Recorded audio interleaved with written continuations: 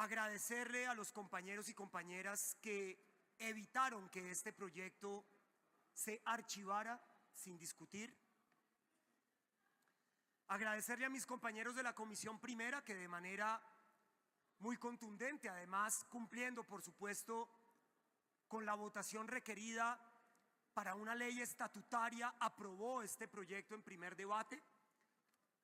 Proyecto, compañeros, que hemos radicado por séptima vez. Proyecto que arrancamos, querido profesor Jorge Eliezer Tamayo, con un coterráneo suyo, el entonces representante Juan Fernando Reyes Curi. Y proyecto que desde la bancada del Partido Liberal hemos defendido durante varios gobiernos aquí. Este proyecto hace una cosa muy simple en realidad, y es que atiende plena y totalmente el llamado de la Corte Constitucional a que haya una reglamentación de un derecho que hace ya casi 27 años estableció la Honorable Corte Constitucional como un derecho fundamental de los colombianos y colombianas. Ese derecho es el derecho a una muerte digna.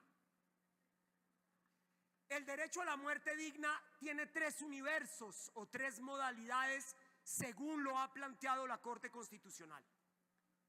Los cuidados paliativos de los que tanto se ha hablado aquí,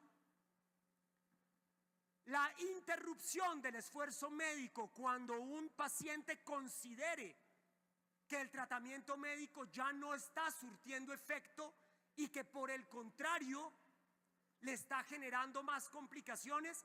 Todos los colombianos tenemos el derecho a la interrupción del esfuerzo médico. Esas dos, la interrupción del esfuerzo médico y los cuidados paliativos, están claramente regulados en leyes de la República. Es el tercer universo del derecho a la muerte digna el que en 27 años no ha sido regulado por este Congreso de la República, a pesar de que en esos 27 años 7 veces, la última de ellas, querido representante Racero, hace apenas unas semanas, en sentencia de la Honorable Corte Constitucional, exhorta una vez más al Congreso de la República a legislar sobre esta materia. Esa tercera modalidad, que se conoce como la eutanasia o la muerte médicamente asistida, es el tema que nos convoca hoy aquí.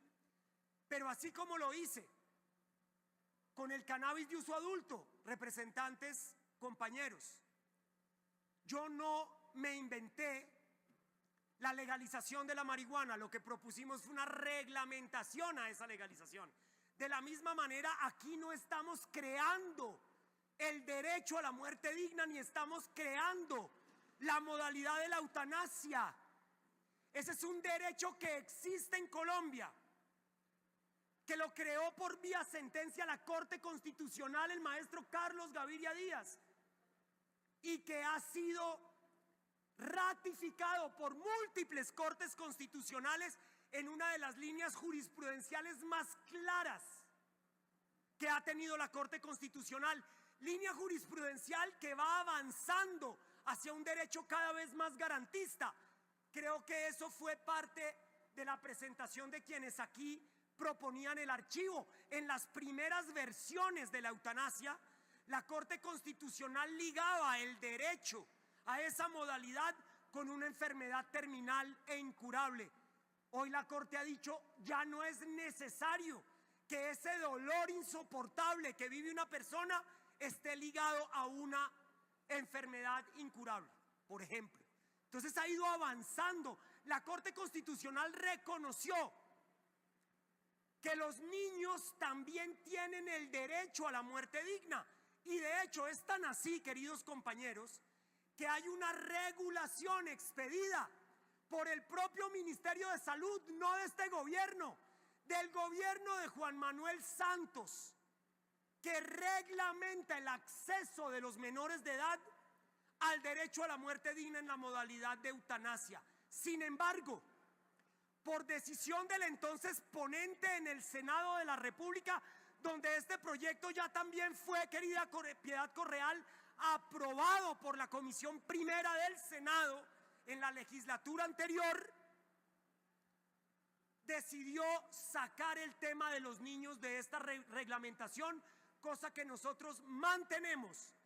El proyecto original reglamentaba la muerte médicamente asistida entre los 6 y los 14 años. Eso no está en este texto. En este texto la reglamentación empieza para los mayores de 14 años. Entre los 14 y los 18 son los únicos menores de edad que este proyecto reconoce para reglamentar su acceso al derecho a la muerte digna. Así que quienes dicen aquí que vamos a permitir la eutanasia en menores de edad están abiertamente diciendo una falsedad.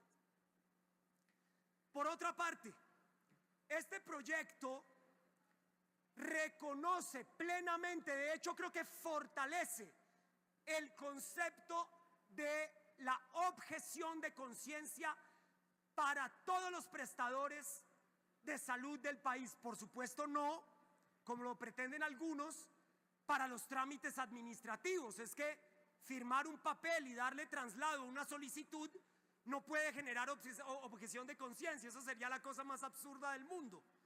Para quienes tienen que llevar a cabo la operación, para quien tiene que llevar a cabo el procedimiento, se respeta plenamente el ejercicio de la objeción de conciencia, porque respetamos plenamente la diversidad de concepciones, tanto religiosas como morales y éticas, que puede tener el cuerpo médico prestador de salud del país. Y les quiero decir una cosa más en esto.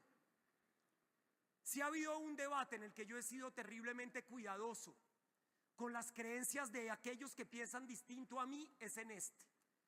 Yo me puedo dar en la mula de vez en cuando no están de acuerdo conmigo en las corridas de toros, o me puedo pelear con alguno de ustedes cuando no quieren aprobar el cannabis o lo que sea, pero en este caso, queridos representantes, estamos hablando del dolor más grande que puede vivir un ser humano, varios seres humanos.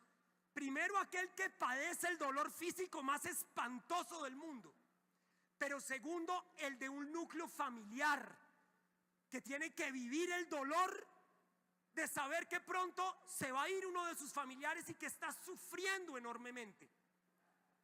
Y yo reconozco la dificultad de este tipo de decisiones en una sociedad, y por eso el mayor de los respetos a quienes piensan en este caso distinto a mí, y quienes tienen concepciones religiosas que les hacen pensar distinto a mí, o quienes tienen concepciones morales y éticas distintas a las que propone este proyecto de ley, y mi pleno reconocimiento a esa diversidad de visiones aquí. De mí no escucharán ningún tipo de improperio para aquellos que piensan distinto en esta materia. Este proyecto, ¿qué nos reconoce? Lo que no reconoce este proyecto, como algunos lo quieren, es la objeción de conciencia institucional. Las personas jurídicas no pueden tener objeción de conciencia por definición, razón por la cual las IPS tienen que garantizar que este procedimiento se lleve a cabo por un médico que sí esté dispuesto a no hacer objeción de conciencia, y eso tiene que ser una garantía del acceso a un derecho fundamental. De ninguna manera le podemos permitir a personerías jurídicas que accedan a la objeción de conciencia. Eso sería totalmente en contra de la Constitución y de las leyes de Colombia. ¿Qué otras cosas reglamenta este proyecto de ley que son fundamentales? Yo diría que hay 3 cosas fundamentales o 4 cosas fundamentales. Lo primero es que reglamenta la voluntad anticipada. Es decir, que los colombianos vamos a tener un mecanismo claro a través del cual podemos manifestar nuestra voluntad anterior a que caigamos en una desgracia en la que no la podamos manifestar. Es decir, que antes de quedar en un estado vegetativo o en un estado en el que no podemos expresar nuestra voluntad, lo vamos a poder hacer de manera anticipada. Aquí se reglamentan las formas y los tiempos en que los colombianos podemos manifestar nuestra voluntad anticipada del estilo: yo, Juan Carlos Lozada, mayor de edad, aquí con estos testigos, manifiesto que si algún día no estoy en capacidad de tomar una decisión, quiero que se me practique o no la eutanasia. 2. Se reglamenta, si se quiere, el consentimiento sustituto. Es decir, ¿quiénes pueden tomar esta decisión por mí en el caso de que yo no pueda manifestar mi voluntad? Y ahí está el cónyuge y los familiares en primer grado de consanguinidad, padres e hijos. Después de eso reglamenta también este proyecto la red de apoyo, es decir, que yo puedo manifestar de manera anticipada quiénes son las personas que podrían tomar esta decisión por mí en el futuro, si es que yo no quiero o no puedo, o es que en mi vida es imposible que sean los familiares quienes tomen esta decisión. Yo puedo escoger a personas que son de mi más estrecho vínculo para que sean esas personas quienes tomen la decisión a futuro en caso de que yo no pueda o no lo pueda hacer mi familia. Esos pueden ser algunos de los más polémicos temas de este proyecto. Por supuesto que es una ley procedimental que está estableciendo los procedimientos para acceder a un derecho que ya existe.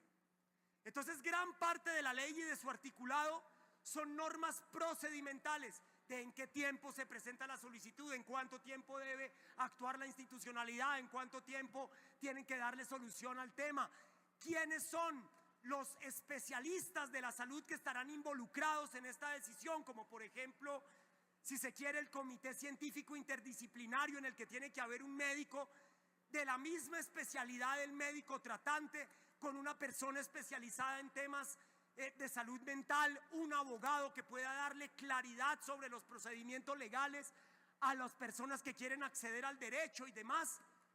Este es un proyecto muy cuidado, es un proyecto que es realmente, si se quiere, de muchos años de trabajo, que ha contemplado múltiples variables del acceso a este derecho. Creo que es uno de los proyectos más completos que haya pasado por este Congreso de la República. Y entonces me gustaría simplemente cerrar, porque ya veo que me quedan 50 segundos. Este no es un debate sobre la vida y la muerte. Este es un debate sobre la libertad y es un debate sobre la compasión. Esta modalidad de la muerte médicamente asistida, dice la Corte Constitucional, que no riñe con los cuidados paliativos y con la interrupción del esfuerzo médico. Los tres universos pueden suceder en simultáneo. Este es un proyecto que establece una cultura del respeto por la creencia del otro. Yo les decía aquí que mis propias convicciones espirituales harían que yo mismo no me practique la eutanasia, pero yo no le impondré esa creencia a nadie. No seré yo quien le imponga mis creencias personales a la gente que no tiene las mismas creencias que yo. Los verdaderos liberales, y este es un debate entre liberales y conservadores, no digo el de partidos, estoy diciendo de pensamiento. Si hay un debate paradigmático de las diferencias de pensamiento entre quienes tienen una tendencia de pensamiento conservador y una tendencia de pensamiento liberal, sin duda es este. Y yo, como liberal, así yo tenga mis propias creencias religiosas, mis propias creencias espirituales, jamás podré imponerle dichas creencias a otros que no tienen por qué estar de acuerdo conmigo y que siguen siendo ciudadanos de este país y que siguen siendo titulares de los derechos fundamentales consignados en la Constitución de Colombia y en la jurisprudencia de la Corte Constitucional. Por eso aquí se trata del mayor de los respetos por la otredad. Aquí de lo que se trata es de abrir la mente para saber que si uno no está de acuerdo con la eutanasia, pues no se la practica ni a uno ni a sus familiares, pero que aquellas personas que piensan distinto, que creen que el sufrimiento menoscaba la dignidad humana y que sin dignidad humana no hay vida digna. Entonces, que ellos puedan acceder a ese derecho. En la comisión primera cité al maestro Silvio García, una hermosa canción con la que quiero cerrar aquí. No la voy a cantar, la voy a declamar.